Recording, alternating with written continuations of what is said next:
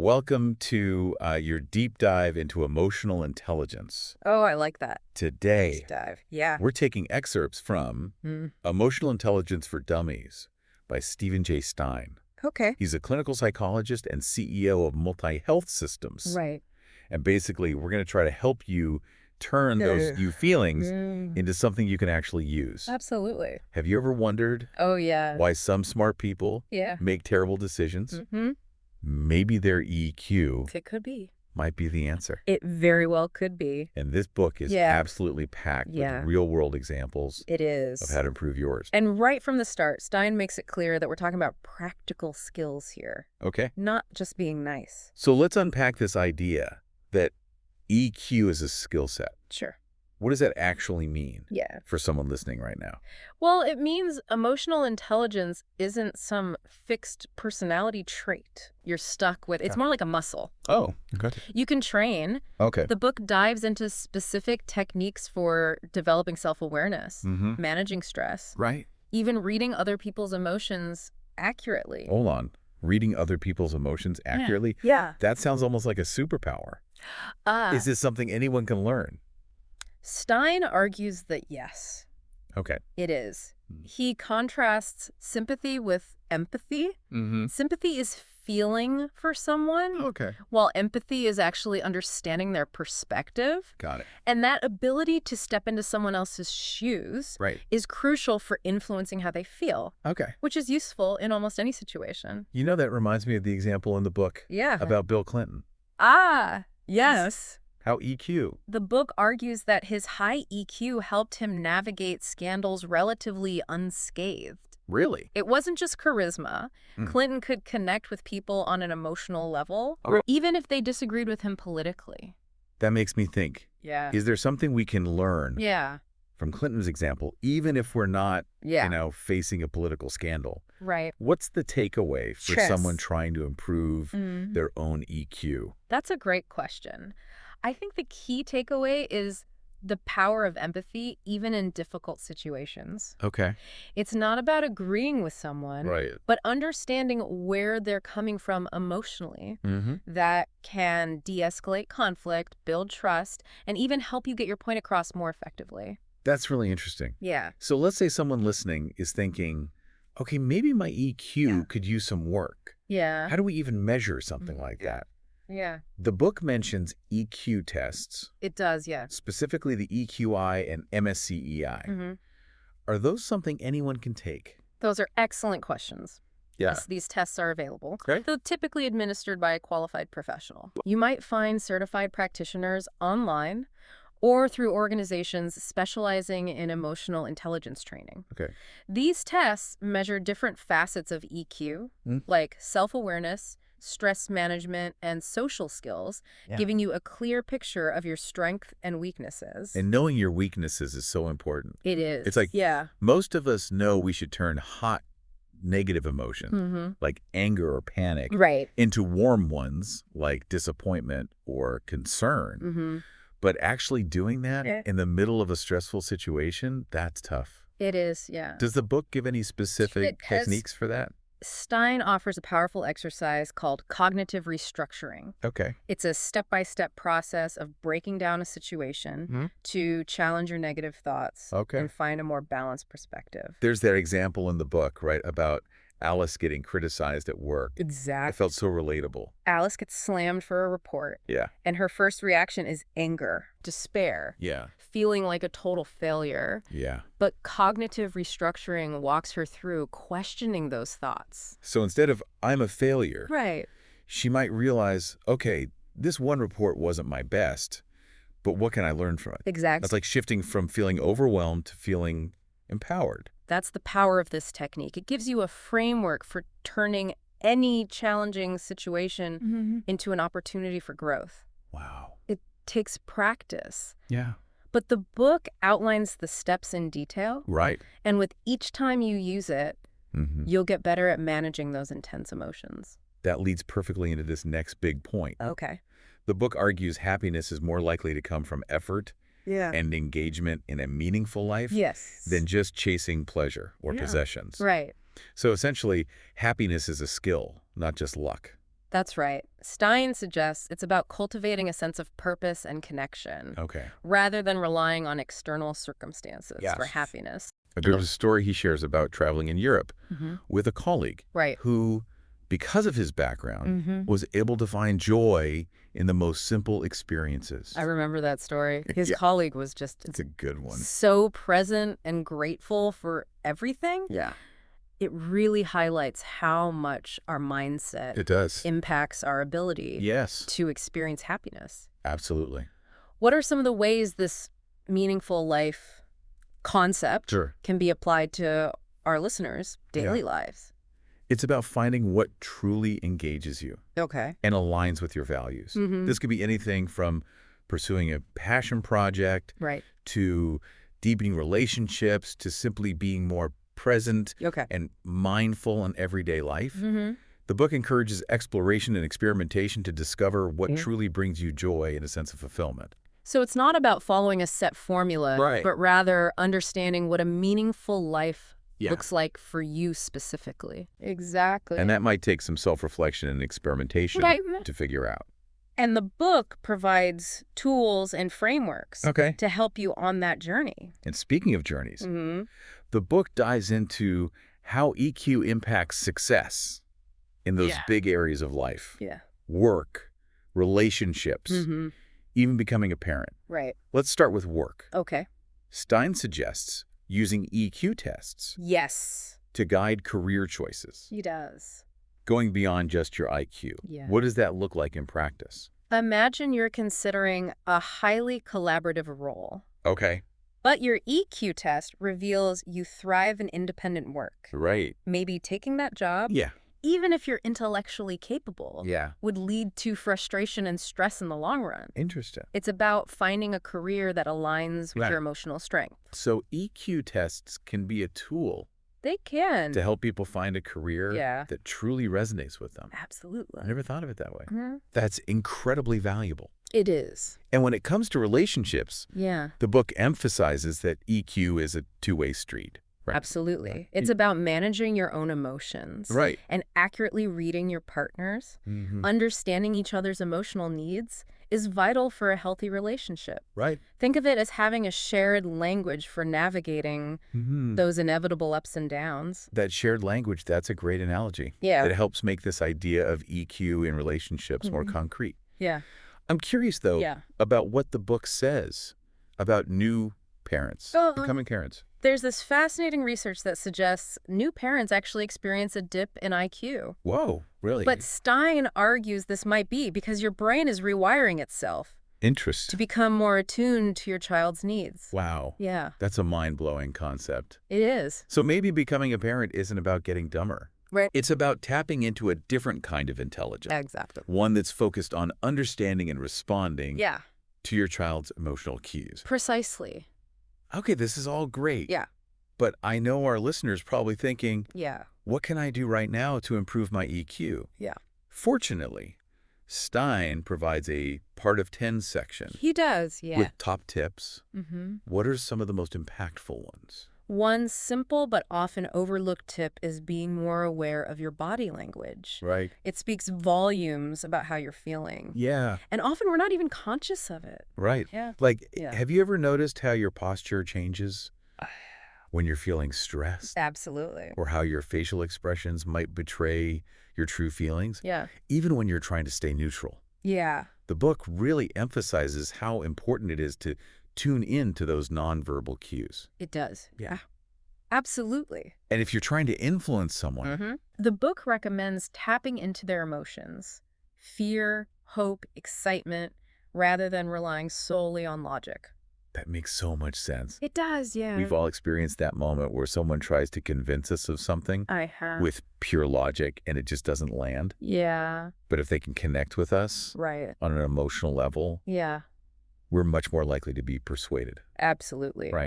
Appealing to emotions alongside logic makes your message much more powerful and impactful. Wow. And finally, a tip that surprised me. Okay. Contribute to something bigger than yourself. Okay. Even small acts of social responsibility can boost your EQ and happiness. So it's not just about individual growth. It's not. It's about using your emotional intelligence to make a positive impact on the world around you. Exactly. This has been an incredible overview. It has. Of some of the key concepts in Emotional Intelligence for Dummies. Yeah. We've talked about the different components of EQ, how it's measured, and even touched on the science behind it. Yeah. But let's dive deeper into some of the specific strategies for improving emotional intelligence. Yeah. The book goes into a lot of detail. It does. But we'll highlight some key takeaways for you. One of the most fundamental aspects is becoming more aware of your own emotions. Okay. Often we go through life on autopilot. Right. Not really paying attention to what we're feeling or why. Yeah. But imagine driving a car without checking the gauges. Okay. You might be running low on fuel. Right. Or the engine might be overheating. Oh. But you'd be oblivious. And just like with a car, ignoring those internal signals can lead to some pretty big breakdowns in our lives. Yeah, it can. So how do we start becoming more emotionally aware? What are some of the things we should be paying attention to? The book suggests paying attention to your physical sensations, your thoughts, and your behaviors. Okay. These are all clues to your underlying emotions. So, for example, if you're feeling anxious, you might notice your heart racing, your palms sweating, or your mind racing with worries. Right. Or maybe you snap at someone you care about. You could. Which could be a sign of underlying stress or frustration. Exactly. And by recognizing these physical and mental signs, you can start to identify the emotion you're experiencing. Right. And understand its root cause. And once you know what you're feeling, you can start to manage it more effectively. So then what? The book offers a variety of techniques for managing emotions. Okay. From relaxation methods to that cognitive restructuring we talked about earlier. I love the idea of using mindfulness. Oh, yeah. To calm down when you're feeling overwhelmed. Mindfulness involves focusing on the present moment. Okay. Without judgment. Right. It's a way of grounding yourself. Okay. And reducing stress. Yeah. The book provides some specific mindfulness exercises. Okay. You can try. Great. So we have techniques for managing our own emotions. We do. But what about managing other people's emotions? That's where empathy becomes really important. Okay. Being able to understand and respond to other people's emotions is essential for building strong relationships. Right. And Stein gives some great examples of how to use empathy to diffuse tense situations. Did you share some of those examples with our listener? He talks about using phrases like, you must be feeling, or I understand why you're upset. It's about acknowledging their emotions and validating their perspective. Even if you don't agree with them. Showing empathy can help de-escalate the situation and find common ground. It's about creating a safe space for communication. It is. Rather than engaging in a power struggle. Right. Or trying to win the argument. Yeah. It sounds simple, but I imagine it takes a lot of practice. It does. To really master those empathy skills. You're absolutely right. It's a muscle you have to train. But the book gives some great exercises for strengthening your empathy muscles. I'm really starting to see how EQ can be applied so many different areas of life. It can. The book also dives into the importance of emotional intelligence in the workplace, right? Yes. It highlights how EQ can help you succeed in your career. Whether it's leading a team, negotiating a deal, or simply building strong relationships with colleagues. Stein argues that emotional intelligence is becoming increasingly important in today's work environment. That makes sense. Yeah. As jobs become more complex. They are. And collaborative. The ability to manage emotions, communicate effectively, and build strong relationships is essential. It is. Right. It's no longer enough to just be brilliant. Okay. You need to be able to navigate the emotional landscape of the workplace as well. So what are some specific things our listener can do to develop their emotional intelligence at work? The book provides some really practical tips like learning to manage stress, improving your communication skills, and developing your empathy. It also emphasizes the importance of finding a job that aligns with your emotional strengths and values. That's so important. Yeah. Because if you're not happy in your work, Yeah, it is. it's going to be a lot harder It is. to be emotionally intelligent. Absolutely. Hey. And even if you love your job, there will be times when you face challenges or conflicts. And that's where emotional intelligence can help you navigate those difficult situations with grace and resilience. It's about having the tools to manage your emotions. It is. Communicate effectively. And build strong relationships even when things get tough. Right. And that resilience is key to thriving in any workplace. Okay, so we've covered EQ in the workplace. We have. But what about relationships? What are some of the ways EQ can help us build stronger and healthier relationships?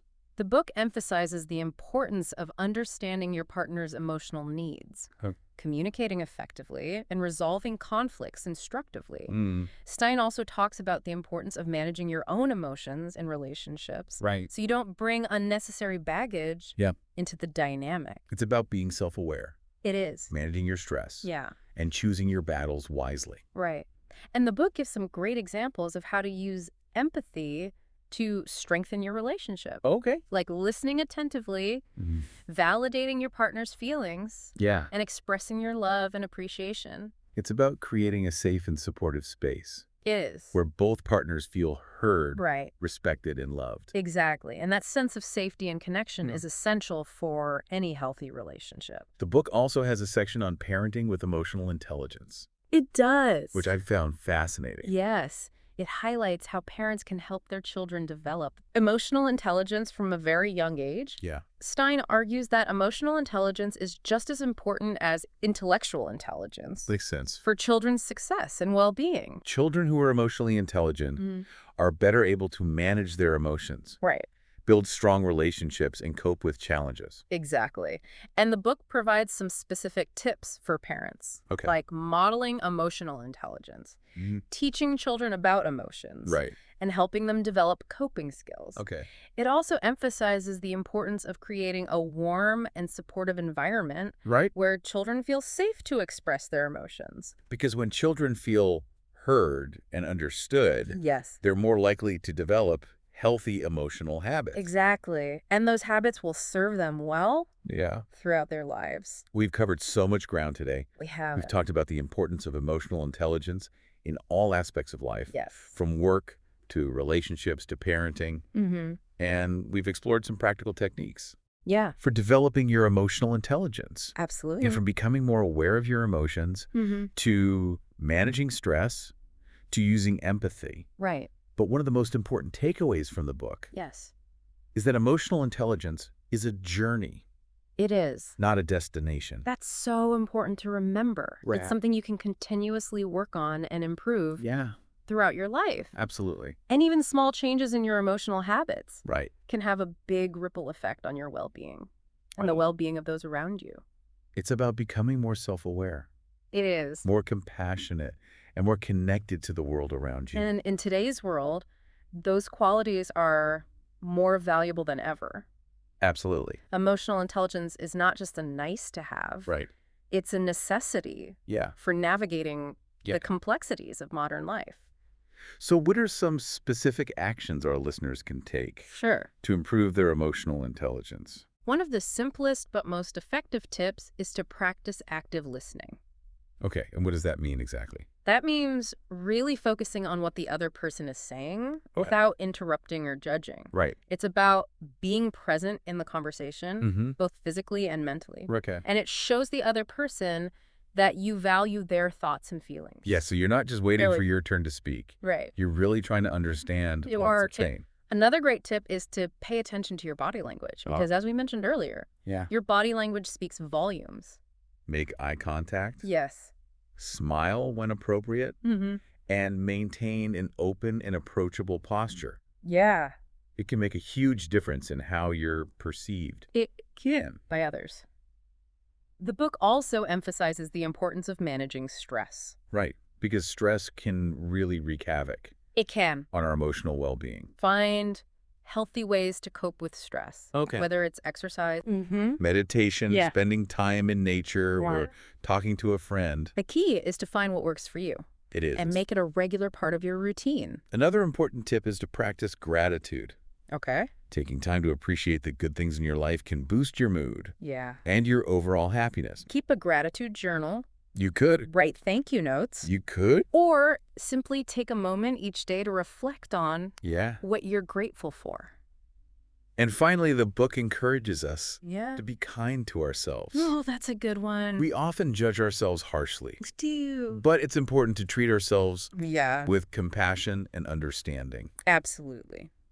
Remember that everyone makes mistakes. Everyone. And it's okay to not be perfect. Yeah. Embrace your imperfections. Yeah. Celebrate your strengths. Right. And be patient with yourself as you grow and learn. These are all fantastic tips for improving your emotional intelligence. And remember, even small steps can make a big difference. It's about making a conscious effort to cultivate these skills one day at a time. And the more you practice, the more natural it will become. Absolutely. And the rewards will be well worth the effort. It will. So we covered a lot of ground today. Yeah. From the basic definition of emotional intelligence Right. to specific strategies for improving it.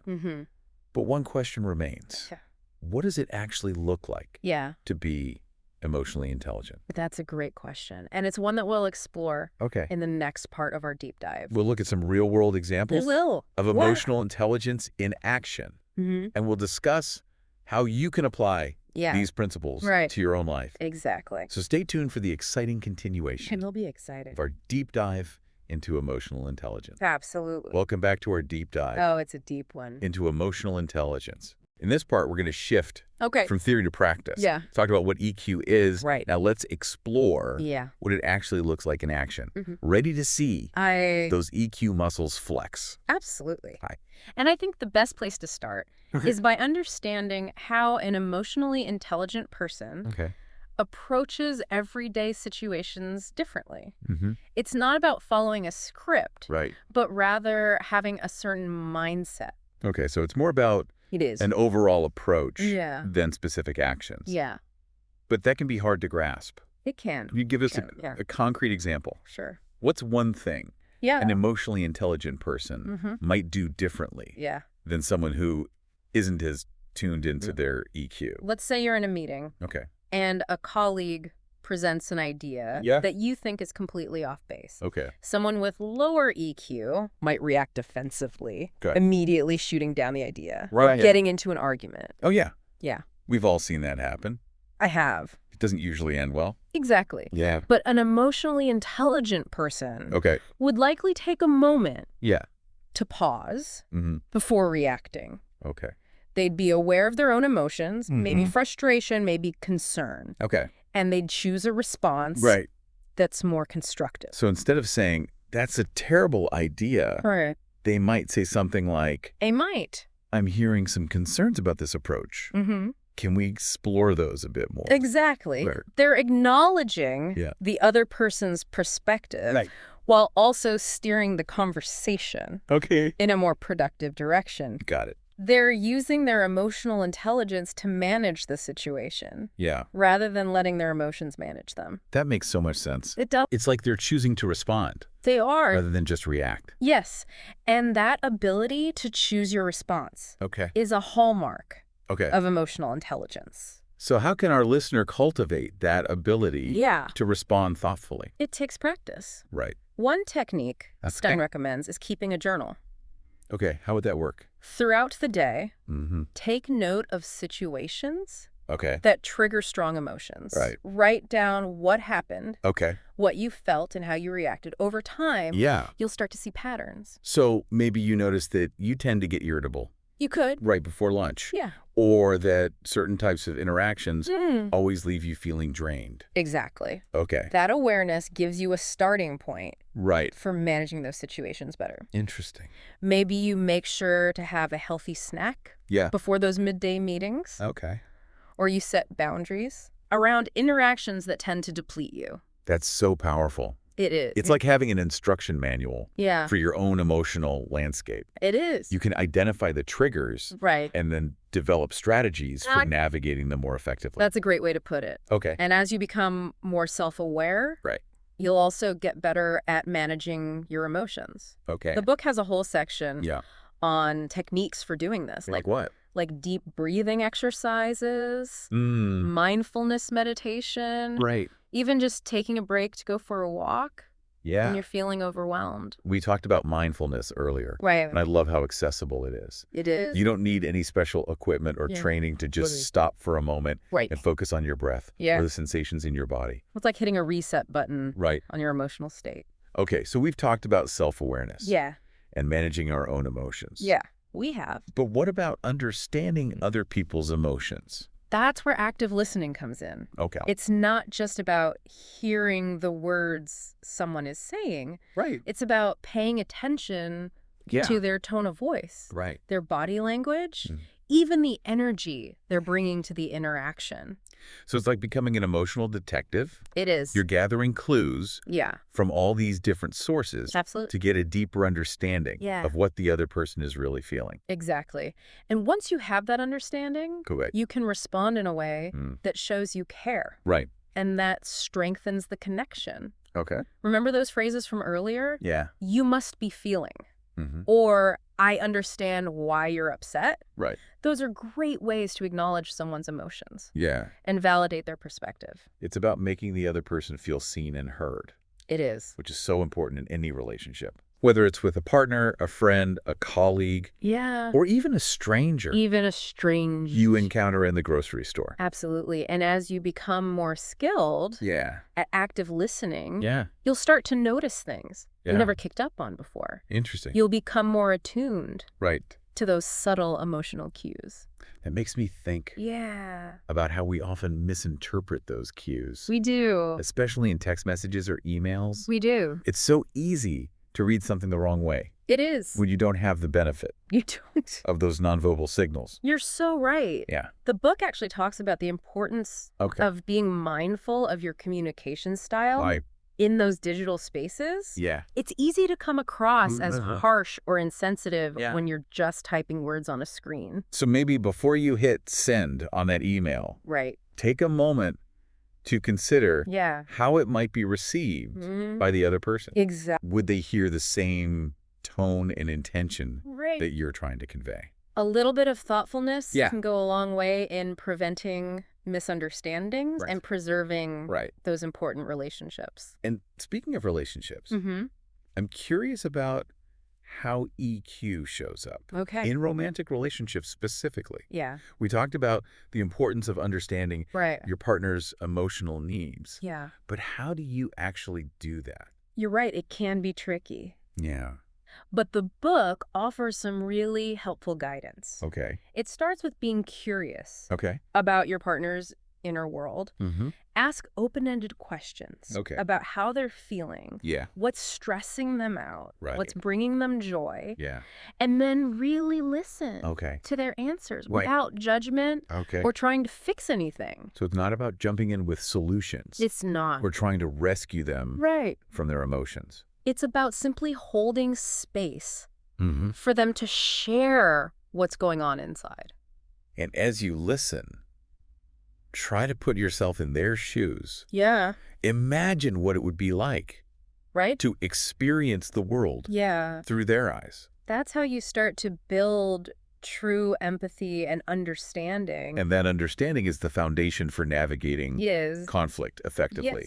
Because let's face it, disagreements are inevitable. They are. In any relationship. Right. But it's how you handle those disagreements that determines whether they bring you closer together or drive you apart. That's so true. The book emphasizes the importance of approaching conflict with a spirit of collaboration rather than combat. Right. It's not about winning or losing, but about finding a solution that works for both partners. I love that framing. Yeah. It takes the pressure off. It does. Of having to be right all the time. Exactly. And instead encourages more open and honest dialogue. Right. And remember, even when you're disagreeing, it's important to express respect for your partner's perspective. Even if you don't agree with them, you can validate their feelings and acknowledge their point of view. That can be so challenging. It can. When you're feeling hurt or angry. It can. But it's so important. It is. For maintaining a sense of safety and connection. Absolutely. It takes practice. Right. But over time, you can learn to navigate those difficult conversations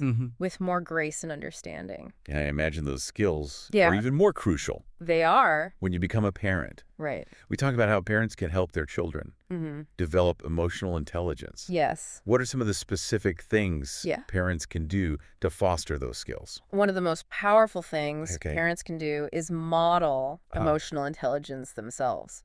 Children are like sponges. Right. They absorb everything they see and hear. Yeah. So if you want your child to be able to manage their anger, show them how you manage your own anger in a healthy way. That makes sense. Yeah. It's not just about telling them what to do. It's not. It's about showing them. It is. Through your own actions. Exactly. And don't be afraid to talk to your children about emotions. Help them name their feelings. Right. Understand what triggers them. Yeah. And develop healthy coping mechanisms. The book also emphasizes the importance of creating a warm and supportive environment. Yes. Where children feel safe to express their emotions without fear of judgment or shame. That sense of safety is essential for children to develop a healthy relationship with their emotions. Yeah. They need to know that it's okay to feel all of their feelings. Even the difficult ones. This has been such an insightful exploration of how emotional intelligence shows up in different areas of life. Right. We've covered a lot of ground from managing difficult conversations at work to navigating conflict in relationships to raising emotionally intelligent children. And one thing that keeps coming up is the importance of practice. It is. EQ is not something you develop overnight. It's not. It's a continuous journey of growth and self-discovery. That's so true. And the beauty of it is that even small, consistent efforts can yield significant results over time. Yeah. It's like building any other muscle. The more you use it, the stronger it becomes. I think a key takeaway for our listener I agree. is to be patient with themselves. You're not going to become an EQ master overnight, but by making a conscious effort. To cultivate these skills, you can create a more fulfilling and meaningful life. You can. For yourself and for those around you. Absolutely. Right. And the book provides so many practical tools and techniques to support you on that journey. And in the next part of our deep dive, we'll continue exploring those tools and techniques, driving even deeper into the practical applications of emotional intelligence. Absolutely. Stay tuned. It's exciting. Welcome back to our deep dive into emotional intelligence. We've talked about what EQ is and how it shows up in different areas of life. Now, let's shift our focus to you, the listener. How can you take all of this information and actually apply it to your own life? Yeah, that's the important part. Ready to transform your new feelings into a source of strength and growth. I'm excited to dive into that. And I think the best way to make these concepts actionable is to look at real-world examples. Okay, I like that. Yeah. So let's say you're feeling overwhelmed by a stressful project at work. How would someone with high EQ approach that situation differently than someone who maybe hasn't developed those skills yet? Let's imagine two people, Sarah and John, both facing this overwhelming project. John might immediately go into panic mode. He feels that familiar tightness in his chest. His thoughts race. He starts snapping at colleagues. Oh, absolutely. I think we've all been there at some point. That feeling of being completely swamped would be so stressful. Exactly. But Sarah, with her well-developed EQ, would likely take a different approach. First, she'd notice those physical signs of stress. Maybe her heart rate increases, or she feels a headache coming on. But instead of letting those sensations take over, she pauses. She takes a moment to check in with herself. Yes. She might take a few deep breaths, go for a quick walk, or use a mindfulness technique to calm her nervous system. And importantly, she reminds herself that feeling overwhelmed is a normal human response to stress, not a sign of weakness. That's such a crucial point. It is. So often we judge ourselves for feeling stressed or anxious. We do. Which just adds another layer of difficulty to the situation. It does. But Sarah's approach is all about self-compassion. Exactly. She's not fighting her feelings. Okay. She's acknowledging them. Right. And then choosing how to respond. From that calmer place, she can start to break down the project into smaller, more manageable tasks. So she's using her emotional intelligence to manage her own stress. Exactly. And then take practical steps to address the situation. Precisely. Now let's imagine another scenario. Okay. You're having a disagreement with a loved one. Right. It could be your partner, a family member. Or a close friend. Oh, this is a tough one. Yeah, it can be. Those emotionally charged conversations can be so difficult to navigate. They can. Even when you have the best intentions. Even with the best intentions. What does Sarah do differently in this situation? First, Sarah would notice those familiar warning signs. Maybe her voice gets louder. Yeah. Or she starts to feel defensive. But instead of getting swept away by those emotions, she takes a step back. Okay.